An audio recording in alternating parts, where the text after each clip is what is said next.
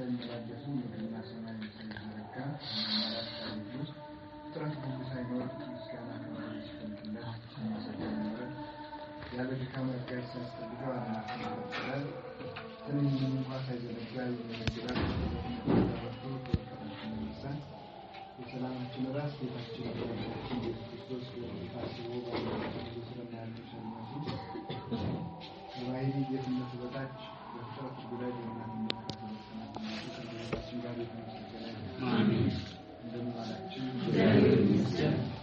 እግዚአብሔር አምላካችን የተመሰገነ ይሁን። እንደ እግዚአብሔር መልካም ፈቃድ የምንማማርበት የትምህርታችን ኃይለ ቃል ደስተኛይቱ ሆይ ደስ ይበልሽ በሚል ኃይለ ቃል እንማማራለን። ሉቃስ ወንጌል ምዕራፍ 1 ቁጥር 28 ላይ ታገኙታላችሁ።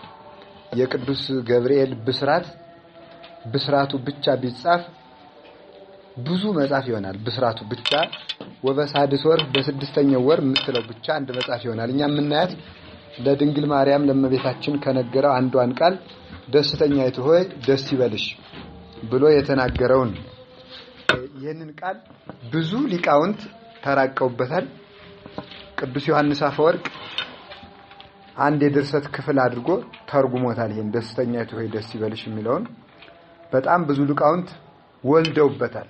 አሁን መጽሐፍ ቅዱስን አባት ነው። ሌሎች አዋልድ የሚባሉትም ለዚህ ነው። አዋልድ ላልወን ሁልቁ እንደተባለ አንዲቱ ጥቅስ ብዙ መጻሕፍትን ነው። አንድ ዕንቁ ብዙ ወርቅን፣ አንድ ወርቅ ብዙ ብርን፣ አንድ ብር ብዙ ነሐስን፣ አንድ ነሐስ ደግሞ ብዙ ብረትን፣ አንድ ብረት ደግሞ ብዙ መዳብን እንደሚወክል አንዲቱ የመጽሐፍ ቅዱስ ኃይለ ቃል ወይም አንዲቱ የእግዚአብሔር ቃል ብዙ ልጆችን የምትወልድናል። ናውን እቺ ደስተኛይቱ ሆይ ደስ ይበልሽ የምትለው ብቻ ብዙ መጻሕፍትን የወለደች ናት። የብዙ መጻሕፍት እናት የሆነች ናት። እቺ ሁለቲቱ ሐረግ ደስተኛይቱ ደስ ይበልሽ ብሎ ቅዱስ ገብርኤል የተናገረው ኃይለ ቃል ቅዱስ ገብርኤል ነው የተናገረው። ቅዱስ ገብርኤል ለከበረ መልእክቱ የከበረ ከሆነ መልእክቱ የሚደርሰው ሰው የከበረ ከሆነ መልእክት ላኪውም የከበረ ከሆነ መልእክቱን የሚያደርሰው አካልም የከበረ መሆን ግድ ነው። እግዚአብሔር ክቡር ነው። በዓለም ካሉት ምስጢራት በዓለም ከሚነገሩት በዓለም በሙሉ ካሉት ድንቅ ነገሮች ሁሉ የድንቅ ነገሮች ሁሉ ርዕስ የአምላክ መወለድ ነው። ከዚህ በላይ ድንቅ የለም በዓለም። የመጨረሻው የዓለም ድንቅ የአምላክ መወለድ ነው። ቅዱስ ባስልዮስ ዘአንጾኪያ ምን ይላል? ይህ የክርስቶስ መወለድ ከአይምሮ ሁሉ በላይ ነው። በዚህ ምክንያት እስመ ኢሳይያስ ሰማዮ መንክረ ወመድመመ ኢሳይያስ ድንቅ መካር ኃያል ብሎ ስሙን የጠራው ለዚህ ነው። ድንቅን ድንቅ ይሉታል እንጂ አይተረጉሙትም። አሁን የክርስቶስ ስጋዌ ሲያደንቁት ነው እየተገለጠ የሚሄድ እንጂ ሲመረምሩት ግን እየተሰወረ ነው የሚሄድ። ሲያደንቁት ግን ፍንትው እያለ ይመጣል። ባዶነቱን ሲረሳ አላውቅም ሲሉት አቅቶኛል ሲሉት ይገለጣል። እችላለሁ ሲሉት ግን ይጠፋል። እንደ ቅዱስ ጎርጎርዮስ ገባሬ መንክራት ምስጢረ ሥላሴ ከብዶት የሚያደርገው ጠፍቶ መከራውን ሲያይ ሶስት ሆኖ ሲያበቃ ሶስት ብሎ አንድ፣ ሶስት ስም ጠርቶ አንድ፣ ሶስት አካል ብሎ አንድ ጊዜ እኔ ነገር አይገባኝም ምን ያለ ነገር ነው ብሎ ከመቤታችን ስዕል ስር ሄዶ ይንከባለል ነበር። እባክሽ ይሄን ነገር እንደሚሆን አድርጊኝ ያለ ሲያለቅስ ለሰው ልጅ ምስጢራት እንዲገለጡለት ቢፈልግ አቅሙን ማወቅ ነው የሚጠበቅበት። አዋቂ ነኝ፣ ጥቅስ ሸምዳጅ ነኝ፣ ጥቅስ ጠቅሳለሁ፣ በየርዕሰ ጉዳዩ የማቀርበው ጥቅስ አለኝ ከሚል የከንቱ ውዳሴና አዋቂ ነኝ ባይነት ጫማ አውልቆ መጣል አለበት። ሙሴን እግዚአብሔር ጫማን አውልቅ እንዳለው እንዲህ አይነት ጫማዎች መውለቅ አለባቸው። የተማርኩ ነኝ፣ ይህን ጥቅስ እኮ አውቀዋለሁ፣ ይህን ትምህርት በእንዲህ ያለ ጊዜ ተምሬዋለሁ ከሚል የከንቱነት ጫማ ካልወጣ የሰው ልጅ ሊገለጥለት አይገባም። እና ሲደንቀው አቅሙን አወቀ። ከመቤታችን ስር ተደፋ። ምቅዳህ ምስጢር ናትና ምቅዳህ ምስጢር ማለት አባ ጊዮርጊስ እንዳመሰግናት የምስጢር ሁሉ መቅጃ ማለት ነው። በዚህ ምክንያት ቅዱስ ዮሐንስ ወልደ ነጎድጓድን ሂድና ምስጢረ ሥላሴን ተርጉምለት አለችው። ቀዳሚው ቃል እያልክ የጻፍክ አንተ ነህ ሂድና ተርጉምለትና አስረዳው አለችው ተርጉሙ አስረዳው ከዚያ በኋላ ምን ተባለ ነባቤ መለኮት ተባለ ሲፈራው የነበረው የመለኮት ምስጢር ተናጋሪው ሆነ እሱ መምህሩ ተናጋሪው የምስጢር መለኮት ሊቅ ሆነ እና በዚህ መሰረት ሰው አቅሙን ማወቅ ይገባል የነገረ ስጋዌ ትምህርት ሁሉ ጊዜም ድንቅ ብቻ ብለው ነው የሚያልፉት እንጂ ሊረዳው ሰው አይችልም በብረትም መሰል ነው መሳዮችም ምሳሌውም ህጹጽ ነው መሳዮችም ምሳሌውም ጎደሎዎች ናቸው ነገረ ስጋዌን በትክክል ሊያስረዳ የሚችል ሰው ቢኖር ራሱ ክርስቶስ ነው እንጂ ማንንም አይቻለው እጹብ ስለዚህ ምን አለ ቅዱስ ባስልዮስ አይ በቃ እንዲህ ያለውን ነገር መንክር ብለው እንዴው ምን አለ አይምሮ የማይዘልቀውን ነገር ሁሉ እጹብ ይሉታል አይምሮ የማይዘልቀውን ሃይማኖተ አበው ምዕራፍ 96 ላይ ታገኙታላችሁ አይምሮ የማይደርስበትን ነገር ሁሉ እጹብ ይሉታል ነገር ሃይማኖትን ሁሉ ጊዜ የምንረዳው በእጹብ ነው ድንቅ በማለት በማድነቅ ለዚህ እኮ ነው ቅዱስ ኤፍሬም ናርምም እስመ ኢንክ ልፈጽሞ ያል መጨረስ አንችልም እና ያንቺን ነገር ዝም እንበል አይ ዝም ማለትማ ጅልነት ነው ምን እንበል እንግዲህ እጹብ እንበል ነው ዝም ማለትማ ጅልነት ነው ምክንያቱም ሰው ሳይክድም መናፍቅም ሳይሆን አመስጋኝም ሳይሆን ጉልት ቢል አውቁነን ይሄድን ማመስገን አለበት ዝም ማለት ያልካዱትን አጋንንትም ከፍርድ ስላላደናቸው ናርምም እስመ ኢንክ ፈጽሞ መጨረስ አንችልምና የድንግል ማርያምና የነገረ ስጋዌ ነገር ዝም እንበል ዝም ማለት ሳይገባም እንግዲያ እጹብ እንበል ኑሪው ዘንተ መንከረ ኑሂድ ድንቅ ነገር እዩ መታችሁሳ ዝም ልትሉ ነው ወዘምሩ አድንቁ እንጂ አመስግኑ እንጂ ባንከሮ በተደሞ ታያዙ እንጂ ወዘይነብብ ጽድቅ በልቡ እንደተባለ ነገሯ ሁሉ በልባችሁ ይውጣበት ይውረድበት እንጂ መታችሁን ዝም ትሉ ብሎ ወዘምሩ አለ መልሶ ኑዩ አለሳ አይታችሁሳ ወዘምሩ አድንቁ ማለት ነውና በመደነቅ ይተረጉሙታልና በዓለም ትልቁ ርዕሰ ጉዳይ ያምላክ ሰው መሆን ነው ይሄንን ነገር ነገሩም የከበረ ስለሆነ እሷም ደግሞ የከበረች ስለሆነ የተላከው መልአክ ክቡር ነው ለከበረችው የከበረ መልአክ ነው ያደረገው እንዲህ ደግሞ ያደረገው በሁከት ዓለም ሁከትን የሚያረጋጋ አሁን የቅዱስ ገብርኤል ነገሩ በጣም የሚያስደንቅ ነው ማለት ሰው ሁለት ነገር ነው በጽድቅ ሲኖር አንድ የእግዚአብሔር ፍጥረት ወይም አሳቢ ፍጡር የሚጠበቅበት አንደኛ ማይበል በበዛበት ዓለም አለመስጠም ይጠበቅበታል አለመስጠም ከዛ ቀጥሎ ደግሞ ማይበሉንም ለማድረቅ መስራት አለበት አለመስጠም ብቻውን ደግሞ ጽድቅ አይደለም አለመስጠም ብቻውን ለምሳሌ ሰው አለመስፈኑ ዘፈን ኃጢያት ነው አለመስፈኑ ብቻውን ጽድቅ አይደለም ዘፈንም እንዲጠፋ መልፋት ጭምር ነው ጽድቅ በዚያው የቅዱስ ገብርኤል ለእግዚአብሔር ውለታ ውሏል ምንድነው ውለታ አንደኛ ዲያብሎስ እንደው በእውነት በዚህ ዓለም ሰውን የሚጎዳው ሰውንም ሆነ ማንንም አካል የሚጎዳው ወንበር ነው ወይም መቀመጫ ሰውን ይጎዳል አሁን በዚህ ዓለም ለሰው ትልቁ መከራ ክብር ነው ክብር ለሰው ልጅ መከራው በጣም ብዙ ሰዎች ክብር መከራቸው ነው ሀብት መከራ የሆነባቸው ሰዎች አሉ 1 3 4 ጥቅስ ጉባኤ ተምረው ሸምድደው ያቺ መከራ የሆነችባቸው ሰዎች አሉ ያቺን እስኪ ለፈልፉ መከራ የሚያዩ ሮሜም እንዲህ ይላል ኢሳይያስም እንዲህ ይላል ብለው ያቺን ጠቃቅሰው አውጥተው እስኪያርፉ ድረስ አንዲት እናት ነበሩና ልጃቸው ቅኔ ይማራል እና ቅኔ ተምሮ ቀስ ብሎ ነው ቅኔ የሚያደርገው ቀስ ብሎ እንደዚህ ያለ ቀስ ብሎ ነው የሚናገረው ጣነ ሞገር ሲቀኝ ያኛው ደግሞ ይላል አሁን ልጅ እንደገሌ ነው እንጂ ያንተስ እንደው ከንቱ ነህ አሉት እንዴት በደንብ እንደው አትሰማም ያማኝ እንደው በሴቶች መቆሚያ ሆነ ስንሰማው እንደው ልብን ይማርካል እንደው ወዲያና ወዲህ ሲገማሸር እሺ ብሎ ቅምጫና ለከተማው ሰው ምን እንደማስረዳው አላውቅም የገጠር ነው ያለው ጀሪካ ለበለው ወይ ደግሞ ይሄም ደግሞ ይከብዳል ይሄም የገጠር ጥሪ ነው መሰለኝ እናንተ ብቻ የሚቋጥር ቅል ባላችሁ ያዙ እንደዚያ በዚያ ቅል ውስጥ ምን አስቀመጠበት ጥቂት የበቆሎ ፍሬ ያስገባበት አንደኛው ደግሞ ሞላው ይሄን ወዙጇል የሞላው ዝም 3 ፍሬ ያለው ግን መለፍለፍ ጀመረ ቅልጭ ማለት ጀመረ እንደዚያ ነው ሰውየው ምንም ስለሌለው ነው የሚጮኸው አለ ምንም ስለሌለው ይጮሃል ጥቂት ዕውቀት አያስኖርም ያቃጥላል ተናገሩ ወሬኛ ሰው ይላል ሲራክ ወሬኛ ሰው ጦር የተተከለበት ሰው ለመንቀል የሚቸኩልን ያህል የሚያውቃትን እስከመጥቶ እስኪተፋ ይቸኩላል። እንዲህ በቃ ሰዎች ለዚያ ነው በሃይማኖት ወደ ብቃት የማያዝጉት ያሉበትን ያደነቁ ብቻ የሚኖሩት። አሁን ቅዱስ ጳውሎስ የፊተኛውን የኋላዬን እየረሳ ወደፊት እሄዳለሁ ምን ማለት ነው? የደረስኩበትን የጸጋ መጠን ዝም ብዬ በዚያች ተመስገን ጌታዬ ብዬ ቁጭ ሳለ ሌላ ጸጋ ደግሞ ለማግኘት እጥራለሁ። አሁን ሰውያችን አሁን እኮ እግዚአብሔር ለቅዱስ ጳውሎስ እስከ 3ኛው ሰማይ ወስዶታል። እኛን ቢወስደን ምን ችግር አለ?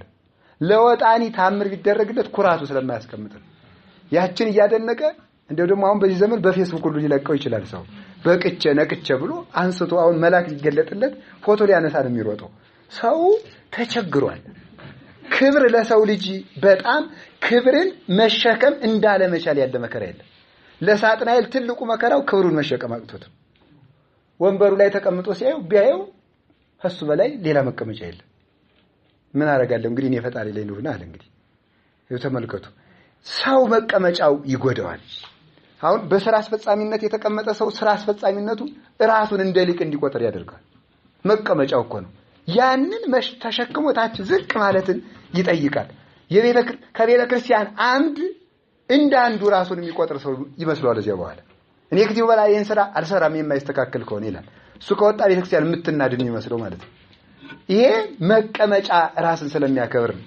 እዚያ ላይ አየው ካደ፣ ሁሉም ታወከ። በዚያ ሁከት ሳይሰጥም ቀረ ቅዱስ ገብርኤል። አንድ ውለታው ነው አለመስጠም፣ ራስን መጠበቅ። ከዚያ ቀጥሎ ወሃይደኦሙ መላከ ሰላም ማይበሉን ደግሞ ጭጭ አደረገ። ንቁም በበህላው ነው ብሎ ደግሞ ጸጥ አደረገ። ያን ጊዜ ሁርዋብ ስራ ለጽዮን የሚል ቃል ኪዳን ከክንፉ ላይ ተጻፈበት። ከዚያን ጊዜ ጀምሮ እመቤታችን ሲናፍቃት ይኖር ነበር። ሂድና ንገራት ተብሎ ደግሞም ከክንፉ ላይ ተስላበት ሳጥናኤልን ተዋግቶ ከቅዱስ ሚካኤል ጋር ስላሸነፈ ሳትፈጠር ኃይል የሆነችን ስትፈጠርማ እንዴት ትሆን ብለው ፍጠርልን ብለው አስቀድመው ሲመኟት ነበር። እና ይሄን ክብር የተሰጠው አንደኛ በማይበሉ አልሰጠመም፣ ሁለተኛ ማይበሉንም ስላደረቀ ነው። አንድ እኛ የምንጠየቀው በዚህ በሁለቱ ነው። ዓለም ብዙ የፍልስፍና ማይበል፣ የምንፍቅና ማይበል፣ የዝሙት ማይበል፣ የዘፈን ማይበል፣ የፖለቲካው ብዙ ማይበል እያናወጻት ነው። በዚህ አለመስጠም አንድ ነገር ነው። አይ ተመስገን ጌታዬ እያለ ደግሞ እንደያሉ ደግሞ እንደ ፈሪሳዊው ደግሞ እንደዚያ እንደ አይሁዳዊው ሳምንቱ ለቀን ጾማለሁ እያሉ ያችን እየቆጠሩ ቁጭ ማለት አይደለም። ሰው አሁን የሰራትን ሪፖርት ብቻ እያደረገ ቁጭ ለዝምሩ ያልቀመሰውን የቅዱሳን ዓለም አይቆጥርም። የቀመሳትን ብቻ ያችን እየቆጠረ ቁጭ ያደርጋል። እንዲያውም አሁን ያንዳንድ ቦታዎች ስታያቸው እንደው በቤተክርስቲያናችን አገር ሰበካ ጉባኤም ሰንበት ትምህርት ቤትም ጽዋ ማህበራትም ስታያቸው እቅድ ያቀዳሉ እና እቅዱን በአመቱ ሪፖርት ያደርጉታል። እና ሪፖርት ሲያደርጉት እንዲህ ያለው እቅድ 100% ተሳክቷል ይላሉ። እንዲህ ያለው እቅድ 100% መጀመሪያም ሲያቅዱ 100% እንዲሆን አድርገው ስላቀዱት እኮ ነው። ቀለል አድርገው ነው የሚያቅዱት። ክቡር ነገር አያቅዱም። ትልቅ ወደ ቅዱሳን የጸጋ ማይበል ለመስጠት የሚያበቃቅል ቀለል አሁን ለምሳሌ በወር አንድ ጊዜ ጽዋ ማህበር ማካሄድ 100% ተሳክቷል ይባላል። ቀላል ስለሆነ ማለት ነው። ቀላል ከበድ ያለ እቅድ ማቀድ ይጠበቅበታል። ቁርጥ ህሊና ሊኖረው ይገባል። ቁርጥ የሆነ በቃ ይሄ እናደርጋለን የሚል ከዚያ በኋላ እግዚአብሔር ድክመትን ይሞላል።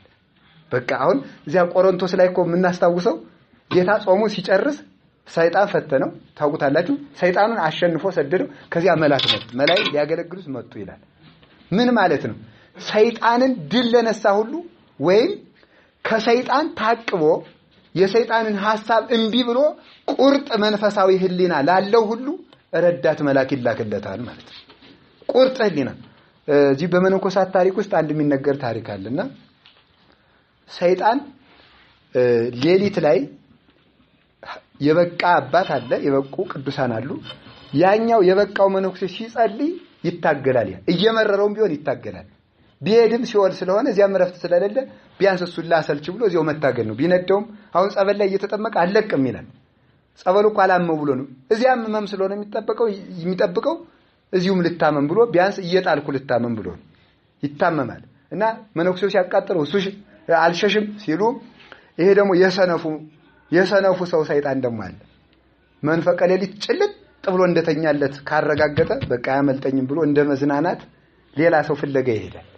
ሌላ ሰው ፍለጋ ሲሄድ ጓደኛው ከበቃው ጋር ሲታገል ያገኘዋል። ያዋላ አንድ ካህን ወደ ዝክር ሲሄድ ወደ ንሳ ልጆቹ ለአንድ ያሉት ለሁለት ነው ነሐን የልጅ ቤት እንደሚለው ምን እዚህ ጋር ያታግላል የኔ ጅል አለ ብሎ ህዝቦት ይሄዳል ይላል መጽሐፈ መነኮስ። የኔ ጅል አለ ምክንያቱም ቁርጥ እቅዱን ስላየ ነው። ቁርጥ የሆነ በቃ ይሄን ነገር አልሸነፍም አይሆንም ብሎ ቁርጥ ህሊናው ሰይጣን ስልቹ ነው። በጣም እንደ ሰይጣን ያለ ስልቹ የለም። ሰውን ግን ለማሰልቸት ይጠራል፣ ሲያቅተው ይመለሳል። እና በኋላ ናንድ ብሎ መልሶ ሄዶ እየዞረ ወስዶ አጠራቅሞ እዚያተኛው ላይ ወስዶ ምን ይልበታል? ያሰፍርበታል። በቃ ይከማቹበታል ማለት ነው። ቢያንስ እኮ ሰው ሌሊት ተነስቶ ቢችል ዳዊት መድገም አለበት አይደለበት? እንደው ዝም ብሎ ቀና ብሎ እግዚአብሔር ይመስገን ብሎ መተኛትም ጸጋ ነው። እቺን ቃል እኮ ሰይጣን እንደ እግዚአብሔር ይመስገን ማለት የሚጠላው ነገር የለም። ለዚህ እኮ ነው ሰው ዛሬ ፒስ ነው አማን ነው የሚያስብለው። እግዚአብሔር ይመስገን ማለት ትልቅ ነገር ስለሆነ ነው። እና ሰው ባለበት በዚህ ማይበል ዓለም ሳይሰጥሙ መገኘት አንድ ነገር። ከዚያ ደግሞ በዓለም በተነሳው ሞገድ ላይ እንጠይቃለን። መምህራን ብቻ አይደሉም፣ ማንኛውም ካህን አይደለም። እያንዳንዱ ክርስቲያን አንደኛ ራሱ አለመስጠም አለበት፣ ሁለተኛ ደግሞ ባህሩን ለማድረግ በመጣርም ጭምር ይጠይቃል። የቅዱስ ገብርኤል ለዚህ ትልቅ ዓለም ልትሸከመው የማትችለውን ዜና እንዲሸከም ያበቃው ይህ ውለታው ነው። በረከቱ ይደረብን የቅዱስ ገብርኤል። በዚህ መሰረት ተላከ፣ መጣም አበሰራ። የቅዱስ ገብርኤል ከሁለት እሳት በመውጣት ላይ ተባብሯል። አንደኛ 3 ደቂቅ ከእሳት እንዲወጡ አድርጓል። ሁለተኛ ደግሞ ዓለም ከሲኦል እሳት በሚወጣበት የማዳን ስራ ላይ ያንን ዜና ይዞ የመጣ ነው። ያን ተሸክሞ የመጣ ነው። በእውነቱ ያንን ማምጥቶ ነገራት። ገባም እናሳጥረው ሲገባም እየፈራ እየደነገጠ ገባ። ኋላ ተፈሲ ፍሲት ኦምሊተ ጸጋ እግዚአብሔር ምስሌኪ ደስተኛይቱ ሆይ እኔ ምሊተ ጸጋ ውስጥም አልገባም። ደስተኛይቱ ላይ ብቻ ነው። ደስተኛይቱ ሆይ ደስ ይበልሽ እንበለው እስኪ አንድ ጊዜ ደስተኛይቱ ሆይ እንበል። ደስ ይበልሽ። ይሄን ደስተኛይቱ ደስ ይበልሽ የሚለው ምንድነው? የእመቤታችን ደስታዋ ደስተኛይቱ ቀድሞም ደስተኛ ነበረች ማለት ነው። ቀድሞም ደስተኛ ነበር። አሁን እሱ ደስተኛ ያልሆነች ተው። አሁን ይሄ ዓለም በሙሉ ደስታን ያጣ ነው። ለዓለም ሁሉ ደስታ ይጨመርለታል። ደስታ የሌለው ሆኖ ደስታን የምንሰጠው እመቤታችን ግን ቀድሞም ደስተኛ ሆና እንኳን ደስ ያለሽ ነው የምትባለው። ምንድነው ደስታዋ? በተልእኮ መላእክት በትንቢተ ነቢያት ደስ የተሰኘሽ ደስ ይበልሽ። በተልእኮ ነቢያት አሁን ሰው የዚህን ዓለም ሰው ዛሬ ያለውን ሁላችንም ማለት ነው ለማስከፋትም ለማስደሰትም ቀላል ነው። ለማስከፋትም ቀላል ነው። ቀለል ያለ ስድብ መስደብ ነው። በቃ መስደብ አንተ እኮ በቃ የማትረባ አጎዛ እኮ ነው ቢሉ ተቆጥቶ ጥሎት ይሄድ። በቃ መምህርም ቢሆን አንተ እኮ ስትሰብክ በጣም ነው የምታስጠላ ካሉ ተቆጥቶ ይወዳ ያዙ ይለቀቁኝ እኔን የመሰለ ሊቁሎ ጭልጥ። ይሄ ነው ክርስትና አይደል? ሰውን ለማስከፋትም ለማስደሰትም በቃ ተቆጥቶ የነበረው አፈርሰውን ብሎ ገልግሎ 1 5 6 ጠርሙስ ቢራ ካጠጡት ተፍነክንኮ እዚያው በኋላ ዓለምን የጨበጠው ብሎ በቃ ሄዳል። እንዴት ምስኪን ነው በእውነቱ። ግልብ ነው ፍጥረቱ። በቀላሉ ዛሬ ያለው ማለት በቀላሉ የሚደሰት በቀላሉ የሚከፋ። ቅዱሳን ግን የልዕልና ነፍስ ላይ ስላሉ ቶሎም አይደሰቱም ቶሎም አይከፉ። የሚያስደስተው ነገርም አያስደስታቸውም፣ የሚያስከፋው ነገርም አያስከፋቸውም። በእሳቱም ውስጥ ነው አይከፉም። ሰርግም ውስጥ ቢሆን አይደል? አሁን በእውነት ሐዋርያት ሲገረፉ ድግመኛ ክርስቶስ እንዳሰብኩ ተብሎ ሲገረፉ በጥፊ ሲገረፉ ቆዩ። ምን አረጉ? እያለቀሱ ወጡ እንዘ ይትፈስሑ እስመ ከፈለው መንፈስ ቅዱስ አድሏቸዋልና ደስ እያላቸው ወጡ። እንዲህ ያለ ደስታ ነው በእውነት እንዲህ ያለ ደስታ። እና የእመቤታችን ደስታዋ በምንም ሆኖ ቁሳዊ በሆነ ነገር ላይ የሆነ ደስታ አልነበራት። ቁሳዊ ደስታ አንዳችም ራሷን ለማስጌጥ አንድ ቀን እንኳን ደክማ አታውቅም። በልብ ነበር ጌጧ። እንኳንስ እመቤታችን የሶፊያ ልጆች እንኳን 3ቱ ደናግል ጲስጢስ፣ አላጲስ፣ አጋጲስ እነዚህ 3ቱ በእውነት እነዚህ ንጹሃን መታደል እኮ ነው። ቅዱስ ባስልዮስና ቅዱስ ጎርጎርዮስ 2 ነው። ደሞ እህቶቻቸው ደግሞ ደናግል እነሱ ደግሞ ጳጳሳቱ መታደል ነው በእውነቱ። እና እነዚህ ሶስቱ ደግሞ ምን ይላሉ? ምንድናቸው? ቅዱስ ያሬድ ሲያመሰግናቸው አኮበ ጽፍሮ ስርቶን በአማርኛ ሲተረጉም ጸጉር በመሸረብ አይደለም ማለት ነው። አላ በልብ ዘህቡ እምሰብ ይላል ድጓ። ከሰው ስውር በሆነ በልብ ያጌጡ ነበር። ለዚህ የተረፋቸው የእመቤታችን ጌጥ ነው እና ደስታዋ በሙሉ ሰማያዊ በሆነ ጉዳይ ላይ የተመሰረተ ነው። በተልእኮ መላእክት በትንቢተ ነቢያት ደስ የተሰኘሽ አንቺ አሁን ደግሞ ታላቅ ደስታ ለዘላለም አለሽና ደስ ይበለሽ ብሎ ይሄንን አበሰራል። የእመቤታችን ደስታዋ ትንቢተ ነቢያት፣ ተልእኮ መላእክትና ድህነተ ሰብ ነው። የዓለሙ መዳን በሙሉ ያስደስታታል። የእመቤታችን ጠቅላላ ደስታ የፍጥረት መዳን ነው። ዓለሙ በግፍ ደስ ይለዋል። አሁን የሚገርመው አሁን እዚህ ያለው ሰው በሙሉ የቤተክርስቲያን ሰው ነው። እዚህ ያለው ሁሉም ሰው የቤተክርስቲያን ልጅ ነው። ብዙ ታውቃላችሁ እናንተ። ግን ማናችንም ቢሆን በግፍ ማንደሰት ግን የለንም። በጥቂቱም ቢሆን ለምሳሌ 5 ጊዜ እንኳን ደውላችሁለት ሰው 5 ጊዜ ሙሉ ቢዘጋ እኔ ደውዬለት ደግሞ ኮርቶ ነው እንዴ ብሎ ተቆጥቶ ሌላ ጊዜ ያኛው መልሶ ሲደውል ይዘጋበታል። ይሄ በግፍ መደሰት ነው።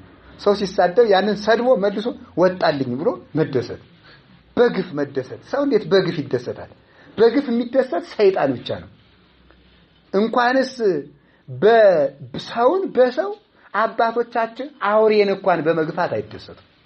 አውሬን እንኳን ለአውሬ እንኳን በማዘን የሚደሰቱት እና የእመቤታችን ደስታዋ በፍጥረት ነው። ደስታዋ ፍጥረት በነገራችን ላይ እመቤታችን ባሕሩን ሁሉ ነው ያስዳነችው። ሰው ብቻ አይደለም፣ ቀላዩን ሁሉ አድነዋለች። ይሄን ሰማይ ጠፈሩን ሁሉ አድነዋለች። ለምን? ምክንያቱም ድሮ ያው በጨለማ ታውቃላችሁ፣ ጨለማ ጉቶ ሁሉ ሰው ነው የሚመስል። ጉቶው ይሄ ፖሉ ሁሉ ሰው ይመስላል። በቃ ምንም አይመስላል። የመኪናው የባጃጁ ጎማ ሁሉ አውሬ ሊመስል የተቀጠቀለለ እባብ ሊመስል ይችላል። እና በብሉይ ኪዳን ወይም ደግሞ በዚያ በጨለማው ዘመን በፊት አውሬውም ወንዙ ሁሉ አምላክ ነበር የሚመስለው። ያ ሁሉ አምላክ እየተመለከ ለጣዖቱ ላጋንንቱ እየታረደ የዚያ ጤስ እየጤሰ ጠፈሩን በክሎት ነበር። ጠፈሩ ከድንግል ማርያም በተቀዳው ደም ሲረጭ ጠፈር ሁሉ ተቀድሷል። እመቤታችን ጠፈሩን ሁሉ ቀድሰዋለች። ምድርን ሁሉ አድናታለች፣ እንዳትጠፋ አድናታለችና። ስለዚህ ምንድነው እንደው አባ ጊዮርጊስ ምንድነው የሚለው? ኢትዮጵያዊ ቄርሎስ አባታችን አንተን የወደደ ማርያምን ወደደ፣ አንተን የጠላ ማርያምን ጠላ ብሎ የመልኩ ደራሲ ያመሰገነው አባ ጊዮርጊስ ምንድነው የሚለው? አይደለም አንቺ ባሕሩ ሁሉ ያመሰግነሻል። ለምን? ፍጥረት ባንቺ ከእግዚአብሔር ጋር ባይታረቅ ኑሮ በመቅሰፍት ይደርቁ ነበር። ዛፉ እንደ ኖህ ዘመን በንፍር ውሃ ተነስቶ ይነቀል ነበር፣ ተራራው ይናድ ነበር። ከዚያ ፍጥረትና እግዚአብሔር ሰውና እግዚአብሔር ስለታረቁ የሁሉ ነገር ቀረ። ስለዚህ ዛፉ ሁሉ ያመሰግናታል። የሁሉ ድኗል ማለት ነው። በእመቤታችን የዳነ ሰው ብቻ አይደለም፣ አሳማውም ድኗል፣ አንበሳውም፣ ጅቡም፣ እባቡም፣ አይጡም፣ ጉርጡም ድኗል። ለምን? ሰው ከእግዚአብሔር ጋር ቢጣላና መልሶ እግዚአብሔር ማጥፋት ቢፈልግ ንፍር ውሃ ወይም እሳትን ከሰማይ ቢያዘን ሰው ሲቀጣ አብረው እነሱም ይነዳሉ። ሰው ሲታረቅ እነሱም በሰላም መኖር ጀመሩ። ስለዚህ አውሬው እንኳን ሰላም ያገኘ በቅድስት ድንግል ማርያም ነው። አንበሳው ሁሉ እየተከተለ እሷን ያገለግል የነበረው ለዚህ እኮ ነው። አውሬው ሁሉ ያገለግላት የነበረው ለዚህ ነው። እና የእመቤታችን ደስታዋ ለፍጥረት ሁሉ ደስታን ሰላምን ማስደረግ ነው። አሁን ለሷ ደስታዋ ለውሻው ማጠጣት ነው። እንግዲህ ለውሻ ማጠጣት አሁን የዛሬ ዘመን ሰው ውሻ ሲያይ እናንተ ከተማ ስለሆናችሁ የከተማ ሰው ደግሞ ውሻ እንደ ጅል ነው የሚያረባ። ወይ አይጠብቅም። 5 ውሻ ያለው አለ፣ 6 ውሻ ምን እንደሚያደርጉ አይታወቅም በእውነቱ ማለት ነው። ለጌጥ ነው። እኔ በጣም አንዳንድ የከተማ ሰው ቤት ስሄድ የውሻ አሻንጉሊት ቴሌቪዥኑ ላይ ቦታ ተሰጥቶ ምን ሊያደርግ ነው? አሁን ጸሎት ሊያሳርግ ነው? ለምን እኮ እንደው በጣም ነው የሚገርመው እኮ ሰው የሚያደርገውን እንኳን አያውቅምና ውሻውን በቃ እና በገጠሩ ምንድነው የሚያደርገው? ውሻ ሲታይ ትልቅ ድንጋይ ይዞ ማባረር ነው። ምንም እኮ አላደረገም። ሰው ከክፋቱ የተነሳ ነው። ሰው በጽድቅ ሲበለጽግ ለሰይጣን እንኳን ማዘን ይጀምራል። ሰው ደግሞ በጽድቅ ሲደይ ለራሱ እንኳን ማዘን ያቅተዋል።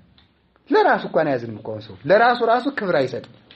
አሁን ሰው አቤቱ ወዳችሁ ያው በገጠር አጎዛ ነው መቀመጫ በእናንተ ደግሞ ሶፋ ነው የሚባለው እና ለዚያኛው ሰውዬ ትልቅ ሶፋ ሰጣችሁ ደግሞ ለአንዱ ትንሽ ወንበር አለ ትንሽ ወንበሮች የሶፋ ልጆች የመሰሉ ትንሽ ወንበሮች እዚያ ላይ ቁጭ በልቱ ነገሌን እዚያ ላይ ያስቀምጠው ለምን እኔን እዚህ ላይ ያስቀምጡኝ ነው ራሱን ግን ከኃጢአት አጎዛ ላይ ሲያስቀምጥ አያፍርም ለምንድነው ሰው ለራሱ ክብር መስጠት ማለት አሁን ሰው ለሚቀመጥበት ለሚለው ሰልፍ ሲያልፉ ሱሪውን ወይ ነጠላውን በጭቃ እግር ሲተቀጥቁበት እንዴት ተተቀጥቅብኛለህ ደንባራ እውር ብሎ ይሰደባል ራሱ ላይ ግን ብዙ ኃጢአት የጭቃ ክምር አለ ለምንድነው ራሱን እንዲያርጎ ክብር የማይሰጠው እመቤታችን ግን ለማን ታዝናለች ለውሻው ሁሉ አዝና አጠጥተዋለች ለሷ ምንድነው ደስታዋ በጫማዋ መቆም ረመጫት ነው ወይም ደግሞ ያቃጥላል ወይ ብርድ ነው መሬቱ ወይ ቀዝቃዛ ነው ማለት ሳይሆን ዋናው ነገር ውሻው መጠጣቱ ምንም ይሁን ምን እመቤታችን ደስታዋ የፍጥረት ሁሉ መዳን ያው ሎሚ የላይኛው ቅርፊቱ ይላል ቅዱስ ሳዊሮስ ሎሚ የላይኛው ቅርፊቱ ያቃጠለ ውስጡ ግን ይጥማል የእመቤታችን መከራዋ መራራ ነው ስቃይዋ መከራ ነው ዓለሙ ግን በሷ ደስ ተሰኘ እንባዋ መሪር ነው ዓለም ከተፈጠረ ጀምሮ እስከሚጠፋ ድረስ ያለ ሰው ቢያለቅስ የእመቤታችን ያንዱን ሰዓት ያለ እንባ ያለቀሰ የለም አይኖርም ግን በዚያ እንባ ዓለም ታጠበበት ዛሬም ይታጠባል ስለዚህ እነዚያ ሁሉ የተሰቃዩ የአካል ክፍሎቿ ዛሬ ሰው ልመና ለመስማት የማይዘጉ ሆኑ እና እመቤታችንን ደስተኛይቱ ሆይ ደስ ይበልሽ ያላት በምን ደስ ስለምትሰኝ ነው በፍጥረት መዳን በተልኮ መላእክት ደግ በሆነ ነገር ሁሉ ደስ ለሰው በሚደረገው ነገር ሁሉ ደስ የምትሰኝ ስለሆነች ደስተኛይቱ ደስ ይበልሽ ይሄንን ቃል አባቶቻችን በየጉባኤ ቤቱ ያለው አባቶቻችን መተርጉማ እንደሚያመሰጥሩት ይህ ቃል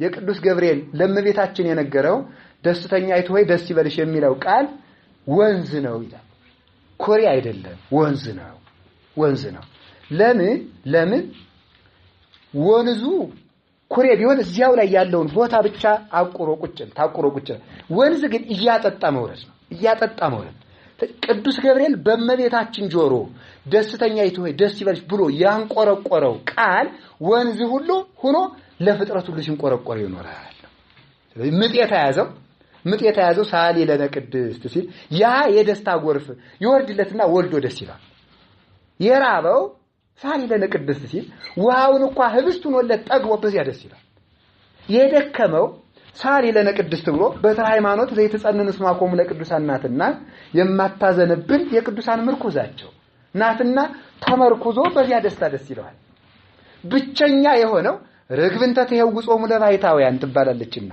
ብቸኞችን የምትጎበኛቸው ፈጣን ርግብ ናትና ጎብኝታው ደስ ይለዋል የቆሰለው ቢኖር በሁለቱ የርግብ ክንፎቿ ፊቱን ሽፍን አርጋ እርግብ አርጋ ስትነሳ ቆስሎ ረግፎ ያገኘዋልና በዚያ ደስ ይለዋል የእመቤታችን የደስታ ጎርፍ እንዲያውም ወደ ላይ ጭምር የሚፈስ ወንዝ ነው ወደ ላይም ወደ ታች የሚፈስ ወንዝ የእመቤታችን ደስታ ነው ወደ ላይ ወደ እግዚአብሔር ፈሷል እግዚአብሔርን ጭምር እኮ አስደስተዋለች ለፍጥረትም አስደስታለች ለእግዚአብሔርም አስደስታለች እግዚአብሔርን ማዛዋ እግዚአብሔርን ስዋል ቅዱሳንም ስዋል እግዚአብሔር ጎትቶታል እግዚአብሔር አሽቶታል ስለዚህ ማዓዛሽ ለአፍንጫዬ ጣፈጠው ይላል አባ ጊዮርጊስ እንግዲያውስ ይላል እቀብኒ ኦግዝቴ ቅድስት ድንግል እመቤታችን ጠብቂኝ እማጼኖ ጼና አንስት ዘይሬስዮ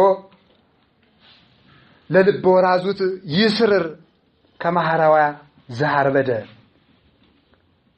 ወንዶችን ወይም ደግሞ ልብ ያጡ ጎልማሶችን ልባቸውን እንደብድ ከሚያደርጋቸው የሴቶች ሽቱ ሰውረሽ ያንቺን ማዛ በልቡና ያጻፊልኝ ይላታል ይሄ ማዛ ወደ ላይም ወደ ታችም የሚፈስ ማዛ ወደ ላይም ወደ ታችም የሚንቆረቆር ጣዕም የድንግል ማርያም ጣዕም ነው ወደ ሐዋርያትም ወደ ነቢያትም ፈሷል ዓለም እስከሚጠፋ ድረስ በሚነሳ ትውልድ ሁሉ ሲንቆረቆር ይኖራል ስለዚህ ፈለግ ዘይውህስ ያስተፈስህ ሀገረ እግዚአብሔር ብሎ ዳዊት አስቀድሞ መዝሙር 45 ላይ ተናግሮታል የወንዝ ፈሳሽ እግዚአብሔርን ከተማ ደስ ያሰኛታል የወንዝ ፈሳሽ ወንዝ ቅዱስ ገብርኤል ነው ፈሳሹ ቃሉ ነው ይሄ ቃል ይንቆረቆራል እመቤታችን የምትወዳቸው ብዙ ጸሎቶች አሉ ከምትወዳቸው ጸሎቶች ውዳሴ ማርያም ቅዳሴ ማርያም አሉበት የነዚህ ሁሉ አለቃ ግን ተፈሥሒ ፍሥሕት የሚለው ነው። በመጻሕፍት ትርጓሜ እንደተማርነው የእመቤታችን የውዳሴው አለቃ ተፈሥሒ ፍሥሕት ደስተኛይቱ ሆይ ደስ ይበልሽ። አሁን መልክአ ውዳሴ የደረሱት አባት ምንድነው? ተፈሥሒ ተፈሥሒ ምልዕተ ጸጋ ማርያም ናለ። ተፈሥሒ ብሎ አንድ ጊዜ አይደለም፣ ተፈሥሒ ተፈሥሒ ሁለት ጊዜ ነው። አልጠግብ እንዲህ ያለውን ቃል እሷም ስለምትወደው ነው። እንዲህ ያለውን ቃል እሷም ተወደዋለች። አሁን አባ ሳሙኤል ከጸሎት ምንን ተወጃለሽ ብለው ሲጠይቋት ሌላም ባይታዊ ጠይቋታል። ሁሉንም ጸሎቶቼን እወዳለሁ፣ ውዳሴ ማርያምና ቅዳሴን ግን አጥብቄ እወዳቸዋለሁ ብላ ተናግራለች። በእውነቱ ውዳሴ ማርያም ቅዳሴ ማርያም አጥብቄ እወዳቸዋለሁ። እንደ ሁሉ ጊዜ እናገራታለሁ፣ እስከምሞትም ነው የምናገራት። ለእናንተም ልንገራችሁ። ካሁን ቀደም አግኝቼ ነግሬያችሁ ከሆነ አላውቅም። የእመቤታችን ውዳሴ ማርያም እኛ አብነት ላይ ያለች ነው። የትም ቦታ ለምናገራት የዕለቱን የሚደግም ሰው የእናት አባቱን ርስት የወረሰ ይመስላል ይላል። የዕለቱን ደግሞ የሚውል ሰው የሰባቱን ቀን የሚደግም የጎረቤቱን ጨምሮ የወረሰ ይመስላል።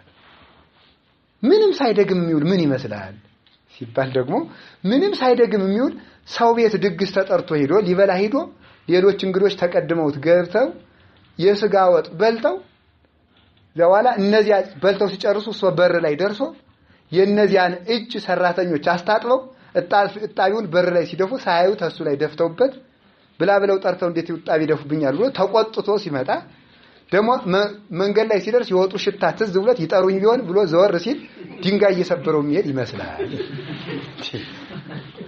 መጽሐፍ ላይ ያለ ነው፣ ቀልድ አይደለም የምነግራችሁ። ውዳሴ ማርያም ትርጓሜ ላይ ከነንታ ቁጭ ብዬ የተማርኩት እኛ አብነት ላይ አለ እና ውዳሴ ማርያም መድገም እንዴት ሀብት ነው በእውነቱ። አሁን ቅዱስ ኤፍሬም 64 ጊዜ በእድሜዋ ልክ ደግሞ በቃ አሃዝ እግዚኦ መዋግደ ጸጋከ እስከሚል ድረስ 14000 መጽሐፍ እስኪደርስ ካማታችሁ እኛ ደግሞ 7 ጊዜ ብንደግማት ያቅማችን ትገልጥልናለች። ቅድስና ማለት እኮ እንዲህ ነው፣ መጀመር እኮ ነው። ፍጭርጭር ማለት ያቅምን መውተርተር ነው። ዝም ብሎ ህዳር ሆኖ ተንከርፎ መቀመጥ አይደለም። መቼስ ሰውነቱ ቢቆሽ ገላይን መታጠብ ፈልጋለሁ እያለ ወንዝ ዳር ቆሞ ውሎ ቢመጣ እንደታጠበ አይቆጠርለትም እኮ። መታጠብ ከፈለክ ታጠብ ነው መልሱ አይደለም። ስለዚህ ከመቤታችን የፍቅርና የውዳሴ ባሕር ዳር ቆሞ በማድነቅ ብቻ መጥገብ የለም፣ መግባት ነው። መጸለይ ይገባል። ያቅማችን የፍቅሯ እንጂ አባ ጊዮርጊስ ምንድነው ያለው? የፍቅርሽ ስር እንዲያው ፍቅርሽ ይላል ከልቤ ጋር እንደ ወይንና እንደ ውሃ ተቀላቅሏል። ይሄ ከተቀላቀለ በኋላ ይሄ ወይኑ ነው፣ ይሄ ደግሞ ውሃው ነው ብሎ ሊያሳይ የሚችል የለም። ስለዚህ ይሄ አባ ጊዮርጊስ ነው፣ ይሄ ደግሞ የእመቤታችን ፍቅር ነው ብሎ ለብቻ ነጥሎ ማሳየት የሚችል የለም። አባ ጊዮርጊስ ባለበት ሁሉ የእመቤታችን ፍቅር አለ። እንዲህ ሆኗል። የፍቅርሽ ዛፍ ከልቤ ውስጥ በቀለ፣ ቅጠሉ ደግሞ ባፌ ብቅ አለ፣ ቅርንጫፉ እስከ ራሴ ደረሰ፣ ስሩ ደግሞ እስከ ተረከዝ ወረደ ይላል። እንደዚህ ነው አባቶቻችን የኖሩት። አባ ጽጌ ድንግል ደግሞ የፍቅርሽ የዛፉ ቅጠል ባፌ ብቅ አለ ይላል።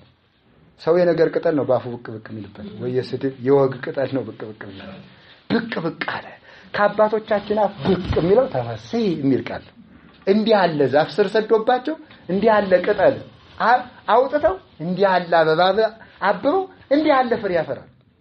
እንዲህ ነው የኖሩት እና ውዳሴ ማርያምና ቅዳሴ ማርያም በደንብ መድገም ይገባል። በእውነት ቢቻል የሰባቱን ቀን በየዕለቱ ባይቻል የዕለቷን ግን መድገም ይገባል።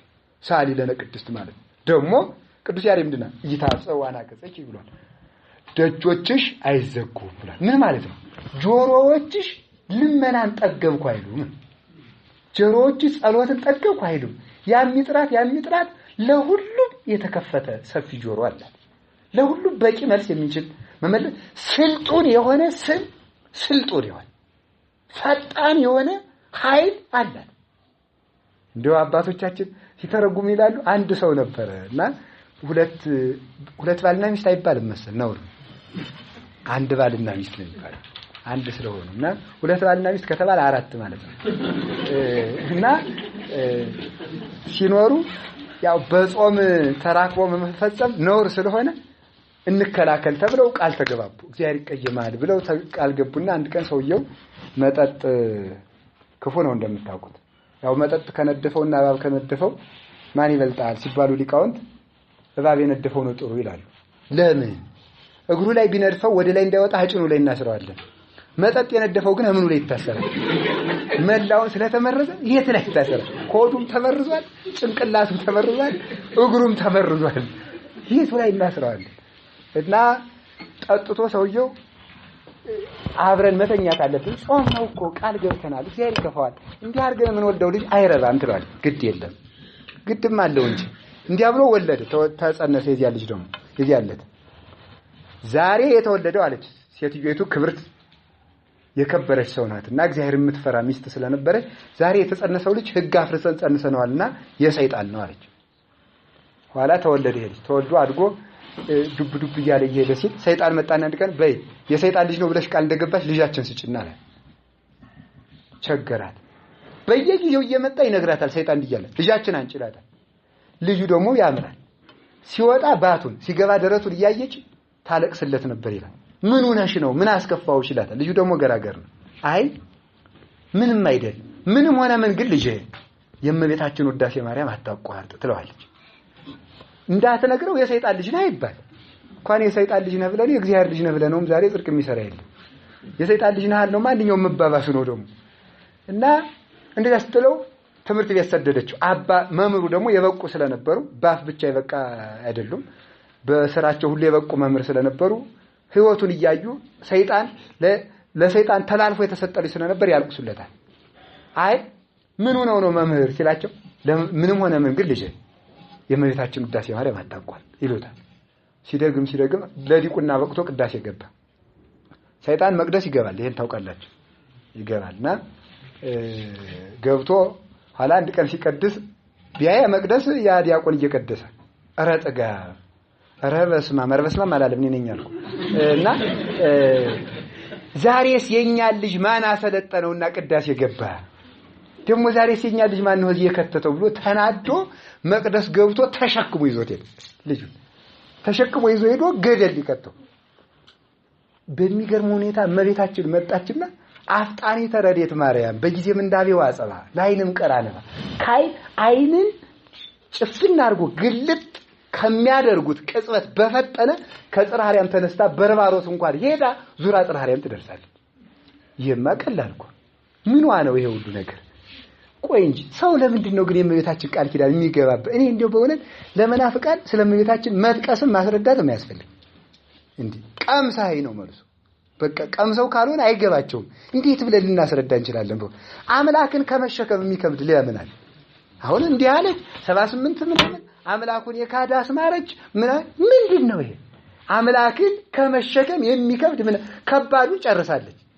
ሌላው የማይፍጥረት ጉዳይ ቀላል እና ወዲያው ፈጥና ሰይጣኑን ሲወል ስንቱን ባንድ ጊዜ ሰራቸው ነው።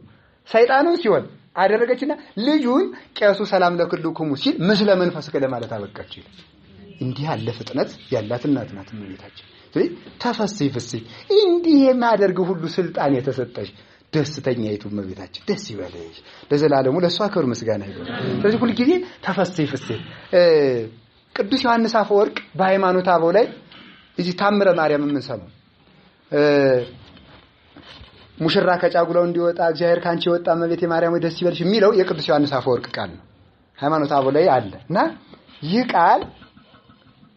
ይሄን ቃል በጣም የሚገርማችሁ አባ ማርዳሊ የሚባሉ አባት ነበሩና አባ ማርዳሊ ከገዳማቸው ተነስተው ሲወጡ 12 የብርሃን መነሳንስ ያዙ መላእክትን ያገኛሉ። ያውኛ መኪና ካልሆነ መላእክትን ለማግኘት በጣም ችግር ነው። ሰው በወጣ ቁጥር የሚገጭ መኪና አይታጣም። ቅዱሳንን ለማግኘት ግን ከባድ ነው እንደምታውቁት። እጅግ ልፋትን ይጠይቃል። ጽድቅ እንደተቀመጡ የሚቆነጥሩት ጥሬ ስላልሆነ እና እነሱ ግን ብዙ ለፍተው ስለነበረ መላእክትን ያይ ነበርና ወዴት እየሄዳችሁ ነው አላቸው። 12 ብርሃን ለብሰዋል፣ 12 አክሊል።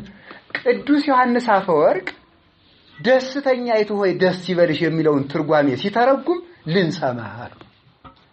እንዴት ሲላቸው እመቤታችን ቅድስት ድንግል ማርያም ከዚህ በላይ የምትወደው ቃል የላትምና የሷ ነገር በሚነገርበት ሁሉ እኛ አንጠፋምና ይሄን ነገር ሲተረጉም ከቅዱስ ዮሐንስ አፈወርቅ ልንሰማ እየሄድን ነው አሉት ብሎ ትርጓሜያችን ያስቀምጣል።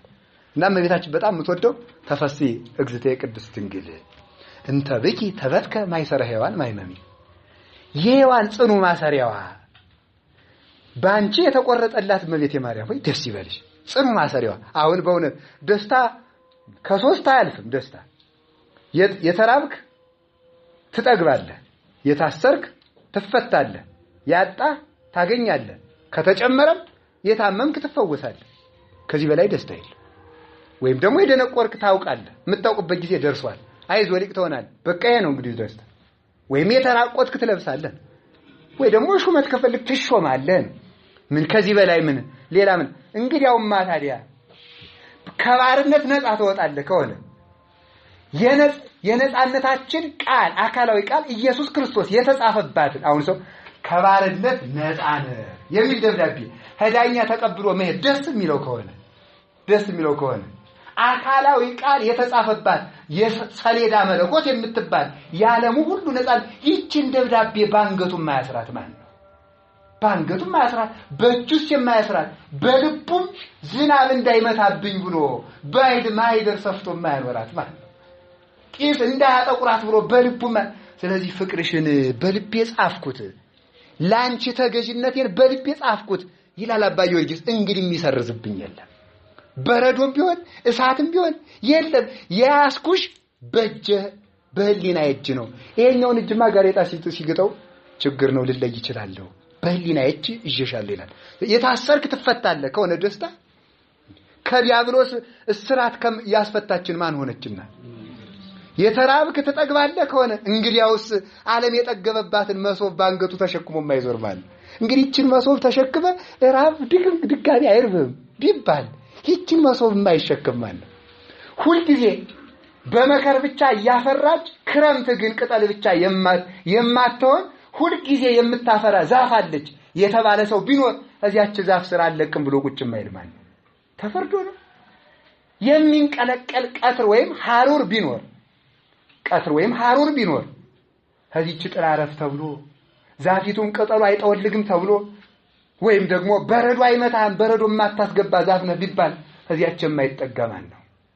እንደው እመቤታችን የተጠጋ ነው ወደን አይደለም በእውነቱ።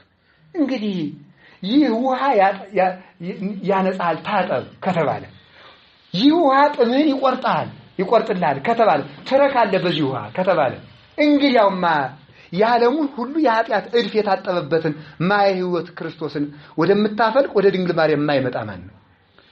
ለጨለማ መብራት እንካ የሚባል ከሆነ እንዳይጨልምብህ ላብራልህ ወደዚህ አትዙር ወደዚህ ላብራልህ ዙር ሲባል የለም ወደዚህ ነው የምዞር ይባላል እንዴ? እንግዲያውማ ወደ ምስራቅ ዙሮ ፀሐይ ክርስቶስን ሊያይ የማይፈልግ ማን ነው? እና በዚህ መሰረት ያጣ ታገኛለህ ተባለ አገኘን፣ ክርስቶስን አገኘነው፣ ስጋውን ደሙን ጠገብ፣ ልጅነትን አገኘን። ይህ ሁሉ የሆነው በሷ ነው። ስለዚህ በዚህ መሰረት ጽኑ ማሰሪያዋ የተቆረጠላት እመቤቴ ማርያም ሆይ ደስ ይበልሽ ብሎ ሊቁ አመሰገናት። እዚያ በኋላ ደግሞ ምን ይላታል? ተፈሲ እግዝእትየ ቅድስት ድንግል እንተ በፀሐይ ምድር ቅድስት እንተ በፀሐይ እግዚአብሔር እንዘ ይጽያንዲ በደመና ብሩህ። እግዚአብሔር በብሩህ ደመና ተጭኖ መጥቶ በማህፀንሽ ያደረ ምድር ቅድስት የተቀደስሽ ምድር እመቤታችን ደስ ይበልሽ አላት። አብራችሁ ደስ ይበልሽ በሉ እንጂ። አሁን ምን ምድር ቅድስት አሁን በእውነት ምድር ቅድስት ምን አለ? አሁን ሙሴን እግዚአብሔር ጫማን እግርህ አውልቅ የተቀደሰች ምድር ናት የቆምክባት ምድር የተቀደሰ ምድር አለ። እርግምታ ተኩን ምድር በእንቲአከ ተብሎ ተረግማ የለ ምድርማ በጠቅላላው አዳም እሾህ አሜከላ ይብቀልብህ። ምን ማለት ነው እሾህ አሜከላ? ፊት እሾህ ያለው ዛፍ አልነበረም ሲባሉ ሊቃውንት አረ የለም ይላሉ። እንግዲህ መቼ ነው የተፈጠረ? እንግዲህ አዲስ ፍጥረት ፈጠረ አይደለም። ደና ሰውነት ቺፊየ ጎርምጥ ለከተማ ሰው አይገባም መሰል እንዲህ ያለው እሺ ስኳር ነው የሚለው መሰል ቺፊየ ጎርምጥ ቡግር ያበቅላል። የሌለው ነው ለስላሳ የነበረው ፊት በተለይ ሲያርግ ኮበለው ያወጣል ለስላሳ የነበረው ልክ እጽዋትን ያልነበራቸውን ከባህሪያቸው አፈለቁ አዳምን የሚወጉበት አበቀሉ። አንድም እሾህ አሜከላ ይብቀልብህ ማለት ሆድ ቁርጠት ራስ ፍልጠት ይብቀልብህ።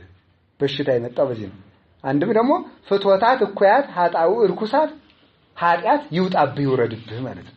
የከንቱ ሐሳብ የመጣው ከዚያን ጊዜ ጀምሮ ምድር ባንተ የተነሳ የተረገመች ትሁን። አንድም አካል ራሱ ኃጢአት የሚበቅልበት ይሁን። ሌላኛው ደግሞ ምድር በጠቅላላው ባንተ ኃጢአት የረከሰች ሆናለች ነው። እንግዲህ የተቀደሰ ምድር ከሌለ የቆምክባት ምድር የተቀደሰች ናት ለምን አለ ቢባል የተቀደሰች ምድር ድንግል ማርያም ናት። የተቀደሰች ምድር በደመና ተጭኖ ደመናም ቅዱስ ገብርኤል በቅዱስ ገብርኤል ተጭኖ መጥቶ በማህፀንሽ ያደረ እመቤቴ ማርያም ቅድስት ምድር እንግዲህ ጫማችን ማውለቅ ይገባል። ጫማችን ማውለቅ ይገባል። የቆምክባት ምድር የተቀደሰች ናትና ጫማን ከእግር አውጣ ማለት በእምነት ጸንተ የምትኖርባት ድንግል ማርያም ንጽሕት ክብርት ልዩ ቅድስት የእግዚአብሔር ምድር ናትና ኃጢአትክን አውልቀህ ሳሊለነ ቅድስት በላት።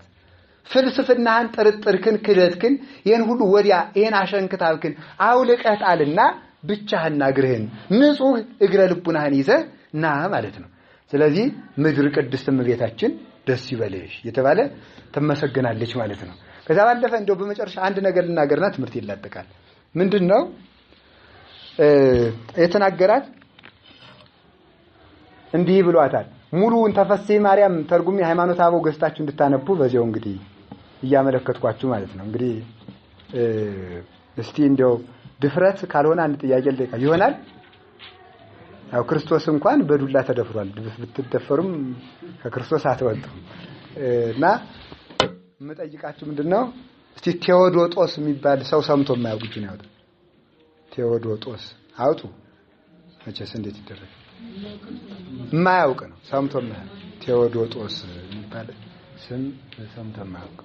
እሺ እግዚአብሔር ይስጥልኝ። ስለዚህ ቤተክርስቲያኒቱን እያወቅናት አይደለም ማለት ነው። ህዳር ነው ያለን ማለት ነው።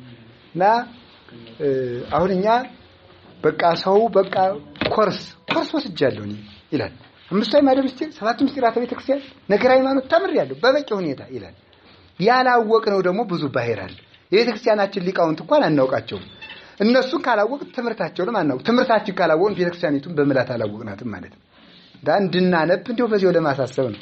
አሁን ስለ ቴዎዶጦስ ስላስተምር ሳይሆን ሆን ብዬ ሰምታችሁ የማታውቁትን ሊቅ ለመጥቀስ ፈልጌ ነው እንጂ ቄርሎስን ቅዱስ ቄርሎስን ዮሐንስ አፈወርቅን በየጊዜው ሰምታችኋቸው ስለምታውቁ ነው። እና ምን ያህል መትጋት እንዳለብን ለማሳሰብ ፈልጌ ነው እንጂ ከቅዱስ ቴዎዶጦስ ጥቅስ ለመጥቀስ ፈልጌ አይደለም። እና ምንድነው ይሄን ሙሉን የተፈሥሒ ማርያም ትርጓሜ ሃይማኖተ አበው ላይ እንድታዩት እያሳሰብኩኝ አንዷን ብቻ ልናገርና አላቁም። ምንድነው የሚለው? ተፈሥሒ ኦግዝእቴ ቅድስት ድንግል፣ ቅድስት ድንግል ልዩ ድንግል እያላት ነው። ድንግልማ ሙሉም ድንግል ነኝ ይላል። በእውነቱ ቅዱሳት አንስትም ደናግል ናቸው፣ ግን እየተፈተኑ ነው ድንግልናቸውን ያጸኑት። እሷ ግን ከህሊናም ነፃ ሆና ድንግል የሆነች ናት እና እስከ ዘላለሙ ድንግል የሆነች ናት። እና እሱ ተፈሥሒ ኦግዝእቴ ቅድስት ድንግልና ዘወፃ ምኔኪ ኖላዊ ሄር ዘበአማን ዘሐሰሶ ለበግ ግዱፍ ወሶ በረከ ወጾሮዲ በመትከፍቱ የጠፋ በግ አዳምን የፈለገው ባገኘውም ጊዜ በትከሻው የተሸከመው ቸር ጠባቂያችን ክርስቶስን የወለድሽልን እመቤታችን ደስ ይበልሽ በሏት እንጂ። አዎ እንደዚህ ምንድነው በትከሻው የተሸከመው? ይሄ ቃል ይገርም። ቅዱስ ዮሐንስ አፈወርቅ ምን ይላል? ወበከመ ብእሲ ዘታጠወ ፍቁሩ፣ ወዳጁ ሩቅ ሀገር እንደሄደበት ሰው፣ ወዳጁ ሩቅ ሀገር እንደሄደበት ሰው ወሮፀ በድህሬው እስከ ይረክቦ እስከሚያገኘው ድረስ በኋላው ገሬና አላያችሁም እያለ እንደሚሮጥ ሰው ከማሁ ርቀት ጥቀ ህላዌነ ማበ እግዚአብሔር፣ ልክ እንደዚህ ህላዌያችን ኑሯችን ሰውነታችን ከእግዚአብሔር ፈጽማ ርቃ ነበር። ወሮፀ በድህሬሃ እስከ ረከባ እስከሚያገኛትም ድረስ ተከትሎ ሮጠ። አሁንላችን እናታቸውን ለምሳሌ እዚህ ባለ ትዳር ትኖራላችሁ። አሁን ሚስታችሁ አይበለውና እግዚአብሔር ያድርገውና ወደ ገደል ብትሮጥ፣ አሁን ሴቶችም እንደዚያው ልትሮጡ ይችላል ተከትላችሁ እስከ ገደሉ ነው ግን የምትሮጡት። ከገደሉ በኋላ አንዳንዱ ሶሪ ምንም ማድረግ አልችልም ብሎ ይመጣል። አንዳንዱ ደግሞ እግዚአብሔር ምናምን ብሎ የቀበጣጥሮ ይመለሳል። እግዚአብሔር ግን አገደሉ ውስጥ ሁሉ ድረስ ነው የተከተለ። እስከዚያ ድረስ የተገኘ ነው ደግሞ ወድቀን ነው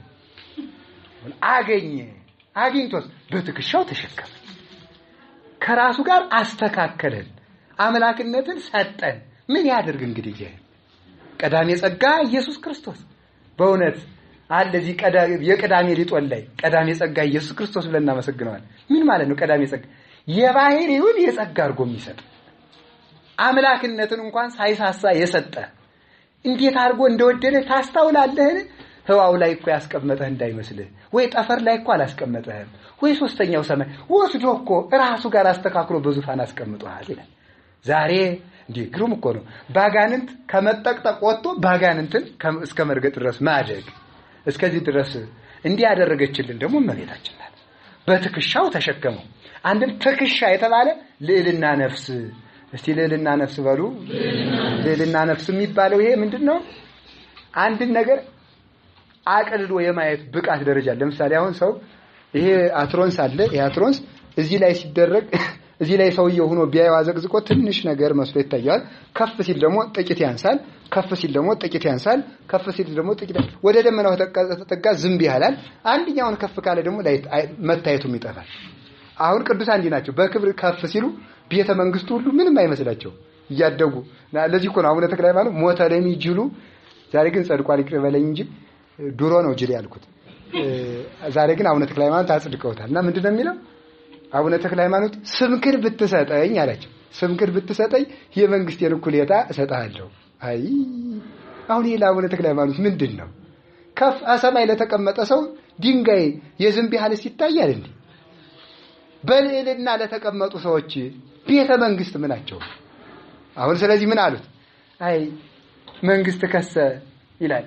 መንግስት የውሾችን ዱካ ይመስለኛል፣ አዋራ ይመስለኛል፣ የውሾችን ኩስ ይመስለኛል። ይልቁንስ በአምላክ የብታምን ዲዋን ስምህ ማን ነው? ፍስሐ ጽዮን። ደግሞሳ ተክለ ሃይማኖት ዲዋንተስ ፊትህም ያበራል ስምክም ያበራል። ምን ይታል? እኔማ የኔም ስም ሞተ ለሚ የእናቴ ስም ስለእንደኔ ነገሬም መልኬም ክፉ ሁለመናዬ ክፉ እንዲሁ አንተ ስምክም መልክም ያማረ ነው። ስጠኝ እባክህ አለው። የመንግስቴን እኩሌታ ፍስሐ ጽዮን የሚለውን ስምክን ስጠኝ አለ። አይ ቅዱሳን እንዳምላካቸው አይደሉ? በእውነቱ እግዚአብሔር ስጋውን እንኳን እንደሰጠ ስማቸውን ብድግ አድርገው መስጠት። ሰው ወደ አይደላቸው እነሱ ምን ጨነቃቸው? ሌላ የሚፈልጉት ነገር የለም። የቅዱሳን የመላእክት የእመቤታችን የእግዚአብሔርም ራሱ ደስታው የፍጥረት መዳን ነው። ፍጥረት ከዳነ ቅዱሳንም እመቤታችንም የማይሆኑት የለም። እና ወላ መጨረሻ ላይ በአምላኬ ካመንክ እሰጣለሁ ተባለ። አመነ። ፍስሐ ጽዮን ብለው ስማቸውን ሰጡት። እና ከፍ እያለ ሲሄድ ሰው ያቀለለው ደግሞ ዝቅ አለ ደግሞ ምን ይላል? ደግሞ ቀላሉን ነገር ሁሉ ማድነቅ። ሰው እኮ ኳስ የሚያደንቀው እኮ አላድግ ብሎ ነው። አሁን ኳስ ይደነቅ ድብልል የሚል በሜዳ ሰው አላደገም። ኳስ ለሱ ትልቁ ነው። ጨብጨብ ምን ያስደንቃል? አሁን ሌላው ቀርቶ እኮ ኧረ ስንቱ ነገር ምንም በምድር ላይ ዳዊት አንድ ጊዜ አባታችን ዳዊት ውሃ ደነቀችውና አደነቃል። መንከር ተላህ ያለ ባህር አለ። ባህር እንዴት ትደንቃለች እንዳንተ አለ። ጨዋታው አለ መዝሙር 96 ነው ያለ። የባህር ጨዋታዋ ደስ ይላል አለ። አፍ ሳይኖራት ፉፉ ትላለች፣ እግር ሳይኖራት ትሮጣል። ባህር እንዴት ናት? ባህር ድንቅ ናት አለ። ኋላ መለስ አለና ሲያርግ ረዲያ ደሞሷ ምን ድንቅ ናት? መንክርስ እግዚአብሔር በአርያሙ ድንቅስ በልዕልና ያለ እግዚአብሔር አደገ ማለት። በትከሻው የተሸከመ ማለት በልዕልና ነፍስ ያኖረው ማለት። በልዕልና ነፍስ ሁላችንም ወደ ልዕልና ነፍስ ያሳድገን። በቀላሉ ማንከፋ በቀላሉ ማንደሰት የምንሆነው ወደዚህ ልዕልና ስናድግ ነው ማለት ነው። ይሄ ደግሞ በደረጃ የሚደረስበት ነውና ይሄን ሁሉ ስላደረገችልን እመቤታችን ምን ይባላል? ተፈስሒ ፍስሒ ደስተኛይቱ ሆይ ደስ ይበልሽ ማለት ነውና ይሄንን ምስጋና ማቋረጥ አይገባም። ከልጇ ጋር እያስተባበርን ውዳሴዋን ቅዳሴዋን በደንብ መስማት። እንዲያው ምንም ጊዜ በጣም ካልተቸገራችሁ በቀር እንዲያው ይችን የቅዱስ ዮሐንስ አፈወርቅን ቃል ከታምረ ማርያም ሰምታችሁ መሄድ ትልቅ ሀብት ነው በእውነት። የእመቤታችን ነገር ከመስማት በላይ ምን አለ? ሰው ሰርግን እንኳን ለመስማት ጭው እያለ ይወጣ የለ? የሰማይ ሙሽራ ድንግል ማርያምን የእሷን ነገር ከመስማት በላይ ምን የሚያስደስት ነገር አለ? ስለዚህ ጆሮአችን ለእሷ የተከፈተ ይሁን። እግዚአብሔር ይስጥልኝ።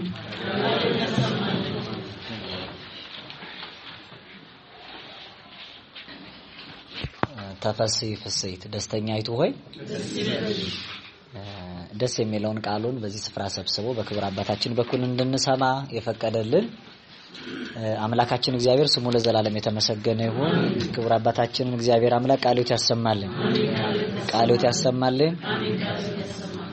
እኛም ሰሚዎች ብቻ እንዳንሆን በሰማነው ቃል በኃጢአት በበደላችን ምክንያት ከእግዚአብሔር ደስታ ርቀን እንዳንኖር እሊናችን ኃጢአታችን እየዘከረ አንደበታችን ክፉ ስራና መተላለፋችንን እየዘረዘረ በእናቱ አማላጅነት ታምነን ከደስታ መፍሰሻ ንጽሕትና ተጠግተን በሰማይ መንግስት በማያልፈው ርስት ደስታን ከሚሳተፉት መካከል እንዲደምረን ቅዱስ ፈቃዱ ይሁንልን።